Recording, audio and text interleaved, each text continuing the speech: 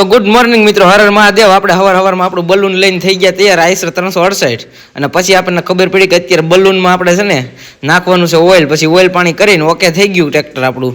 એટલે આપણે પંખો ફેરવીને મૂકી દીધું વેતું આપણે હાથી જોડવા માટે, બીજી વાડીએ જવા માટે. અને આપણે ટ્રેક્ટર લઈને પહોંચી ગયા બીજી વાડીએ, અને હવે હાથી જોડવાનું છે આની વાહે, અને પછી બીજી વાડીમાં પાછું હાંકવા જવાનું છે. તો ફાઇનલી મિત્રો મેં જોડી લીધું હાથીને. હાથી જોડીને આપણે બીજી વાડીએ ડેમના પાળે હાંકવા મળ્યા બલૂનને, જેમ ફાવે એમ ઉલાળવા જ મળ્યા.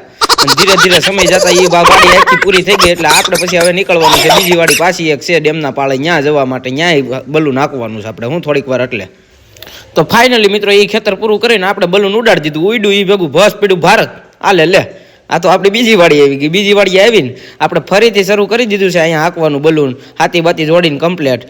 જોઈ શકો છો તમે અત્યારે 5 વાગ્યા ને તો હું થઈ ગયો નવરો, આખી વાડી હાંકીને તમે જોઈ શકો છો કેમ બાકી ઉડે તો જ. હા બાકી બાવળી એમ ઘા.